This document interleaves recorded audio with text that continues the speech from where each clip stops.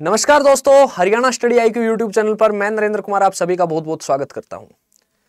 और मेरे पीछे आपको एक इमेज नजर आ रही होगी जहां पर कुछ स्कूल के बच्चे हैं, छोटे छोटे बच्चे हैं जो आपको हंसते खेलते नजर आ रहे होंगे। अगर हम आज बात करते हैं कि इन बच्चों के लिए जो सबसे जरूरी चीज है वो है इनकी शिक्षा का अधिकार, राइट टू एजुकेशन।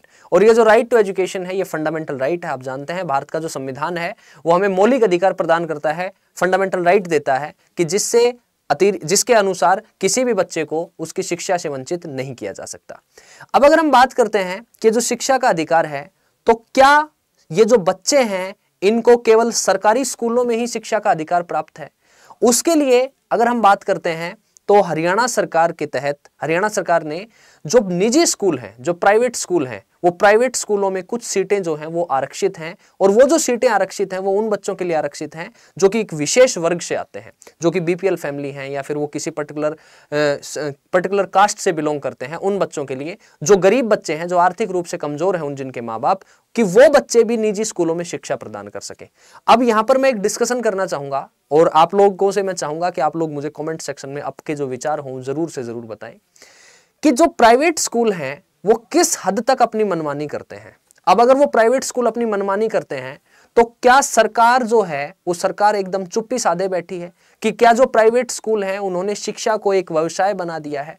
अब अगर हम दूसरी बात करते हैं कि सरकार इन प्राइवेट स्कूलों पर जो नियम कानून है वो नियम कानून लागू कर रही है, तो मैं आप लोगों से पूछना चाहूंगा, आप लोग भी मुझे कमेंट सेक्शन में बताएंगे कि क्या हम ऐसा नहीं कर सकते कि जो सरकारी स्कूल हैं, जो गवर्नमेंट स्कूल हैं, उन गवर्नमेंट स्कूल की जो व्यवस्थाएं हैं उनको इतना दुरुस्त कर दें, उन गवर्नमेंट स्कूलों को इतना अच्छे तरीके से हम डेवलप करें? क्या सरकार के पास इतना पैसा नहीं है? क्या सरकार के पास संसाधन नहीं है? अगर हम बात करते हैं तो जो प्राइवेट स्कूल जब इतने अच्छे तरीके से मैनेज हो रहे हैं, वहां पर हर जो व्यक्ति है वो हर व्यक्ति अपने बच्चे को निजी स्कूल में भेजने की बात करता है, तो हर व्यक्ति अपने बच्चे को सरकारी स्कूल में भेजने की बात क्यों नहीं करता है? क्यों?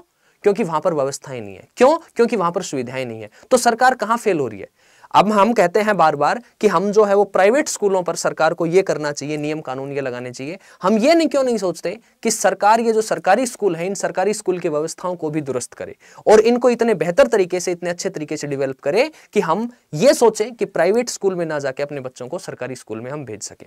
ये आप लोगों से मैं जानना चाहूंगा, क्योंकि अगर आप देखते हैं, आप अपने पर्टिकुलरली आप जिस भी गांव से संबंध रखते होंगे, आप अपने गांव के सरकारी स्कूल का जो हाल होगा, उस सरकारी स्कूल के हालात शायद आप मेरे से बेहतर जानते होंगे। वहां पर किस तरीके से जो अध्यापक लोग हैं, वो अध्यापक लोग किस तरीके की व्यवस्थाएं रखते हैं, किस तरीके की वहां पे पढ़ाई हो रही है। और एक सरकारी स्कूल में पढ़ने वाला जो पहली क्लास का बच्चा है और एक प्राइवेट स्कूल में पढ़ने वाला पहली क्लास का बच्चा है, उनका कंपैरिजन क्यों नहीं है? उनका मुकाबला क्यों नहीं है? जो प्राइवेट स्कूल के टीचर हैं, क्या वो कुछ ज्यादा शिक्षित हैं? क्या उनके पास अधिक ज्ञान है? क्या उनके पास अधिक डिग्रियां हैं? और जो सरकारी स्कूल के टीचर हैं, क्या उनके पास कम डिग्रियां हैं?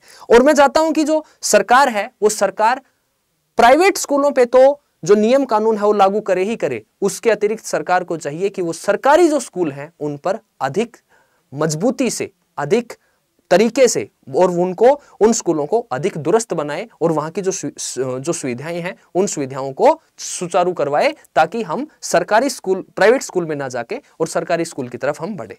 तो ये जो आज इंफॉर्मेशन है ये किस लिए है कि हरियाणा में जो राइट टू एजुकेशन है, उस राइट टू एजुकेशन के तहत जो एडमिशन होने थे उसमें अब जो है वो 4 दिन का समय दिया गया और मान्यता रद्द होगी और प्रदेश में 10,701 प्राइवेट स्कूल। तो ये क्या इंफॉर्मेशन है?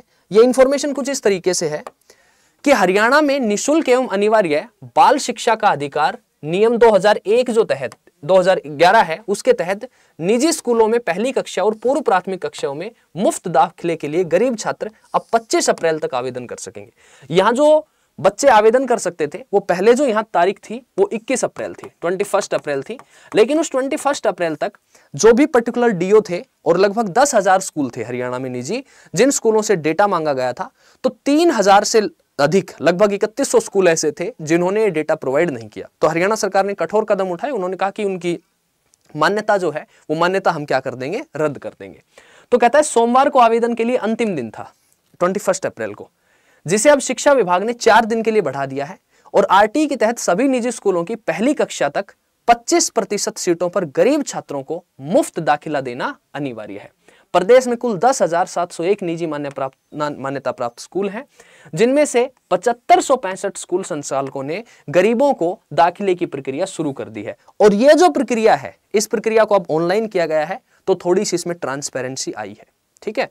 और पर्टिकुलरली जो स्टेट के डीओ हैं, ये डीओ की जिम्मेदारी है कि गवर्नमेंट की जो पॉलिसी है इस रिगार्डिंग, वो पॉलिसी ठीक तरीके से यहां पर सुचारू रूप से चालू हो सके।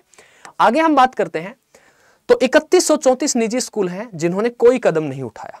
इसके उलट 3134 निजी स्कूलों ने अभी तक गरीबों के लिए आरक्षित सीटों पर दाखिला के लिए कोई कदम नहीं उठाया है। शिक्षा मंत्री महिपाल ढांडा ने इन स्कूलों के खिलाफ कार्यवाही करने का निर्देश दिया है।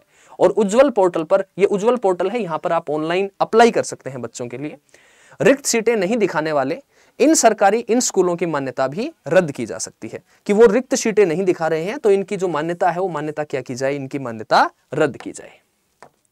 और मौलिक शिक्षा विभाग द्वारा जारी आदेश में स्पष्ट किया गया है कि एचआईवी पीड़ित बच्चे, विशेष जरूरत वाले बच्चे, युद्ध विधवा के बच्चे सहित गरीब और आर्थिक रूप से कमजोर वर्ग के बच्चे आरटीई के तहत मुफ्त दाखिले के लिए पात्र होंगे।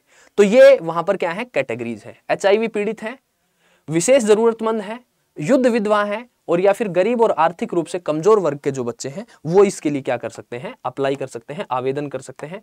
और अगर हम बात करते हैं कि पहली कक्षा के लिए, तो अगर हम बात करते हैं यहां पर कि कुल सीटों का कम से कम 8% अनुसूचित जाति, 4% पिछड़ा वर्ग ए, 2.5% पिछड़ा वर्ग बी और कैटेगरी के लिए आरक्षित करना अनिवार्य है। जो स्कूल की सबसे पहली कक्षा होगी उसी कक्षा में ऑनलाइन आवेदन स्वीकार किए जाएंगे।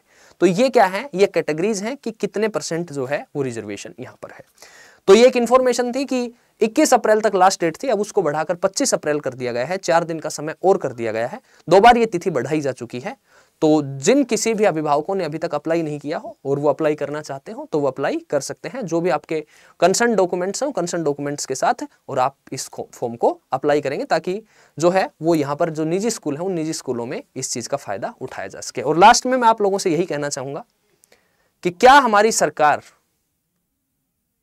सरकार यही चीज सोच रही है कि जो निजी स्कूल हैं उन निजी स्कूलों के लिए कदम उठा रही है कि सरकारी स्कूल जो हैं उस सरकारी स्कूलों के लिए कोई कदम क्यों नहीं उठाया जा रहा है। और अक्सर मैं यहां पर 2 मिनट का आपका समय लूंगा, अक्सर एक बहस होती है कि एक ऐसा नियम बनाया जाए कि जो सरकारी स्कूल में पढ़ाने वाले अध्यापक हैं उनके बच्चे भी सरकारी स्कूलों में पढ़े। तो देश में लोकतंत्र है, आप इस प्रकार से किसी के ऊपर इन चीजों को थोप नहीं सकते। बट आप एक काम कर सकते हो ना कि जिस प्रकार से प्राइवेट संस्थाएं होती हैं वहां पर टीचर का इवैल्यूएशन होता है, वहां पर उसकी रेटिंग होती है, वहां पर देखा जाता है कि आपने इस महीने क्या पढ़ाया, आपने कितना पढ़ाया और आपके बच्चों के रिजल्ट्स हैं वो रिजल्ट्स किस तरीके के रहे। उसी तरीके से आप सरकारी स्कूलों में के जो अध्यापक हैं, सरकारी स्कूलों के जो टीचर हैं, उनका भी एक असेसमेंट शीट तैयार कर दीजिए, उनका भी एक रेटिंग सिस्टम तैयार कीजिए, उनका भी एक ग्रेडिंग सिस्टम तैयार कीजिए। जो टीचर अच्छा पढ़ाते हैं, जो अध्यापक अच्छा काम कर रहे हैं, उन अध्यापक अच्छा काम कर रहे हैं, उनको उसी प्रकार से सुविधाएं दी जाएं, उनको उसी प्रकार से आगे बढ़ने के मौके दिए जाएं, उनके प्रमोशन में उन चीजों को काउंट किया जाए। जो अध्यापक अपने काम को ठीक तरीके से, बखूबी तरीके से नहीं निभा रहे हैं, उनके ऊपर सख्त कार्रवाई की जाए और उसके अनुसार जो भी सरकार नियम बनाए, जो भी कानून बनाए, उस कानून को ठीक तरीके से फॉलो किया जाए। तो इस तरीके की व्यवस्थाएं हो सकती हैं। अगर महिपाल ढांडा जी हमारे जो शिक्षा मंत्री हैं, हमारे मुख्यमंत्री साहब हैं, वो अगर वास्तव में इन चीजों को सुचारू रूप से चलाना चाहते हैं तो इसके लिए हमारे पास बहुत सारे काबिल अधिकारी हैं जो इस मामले में बहुत अच्छे नियम कानून बना सकते हैं। उन नियम कानूनों को बनाया जाए, उनको फॉलो किया जाए। और क्योंकि शिक्षा और स्वास्थ्य ये 2 चीजें ऐसी हैं कि जो राज्य की ड्यूटी है, it is the duty of the state कि वो हमें प्रोवाइड करवाए और बेहतर से बेहतर प्रोवाइड करवाए। तो इसी नोट के साथ आप लोगों के जो भी कमेंट्स हो, आप लोगों के जो भी सुझाव हो, वो कमेंट सेक्शन में जरूर डालें।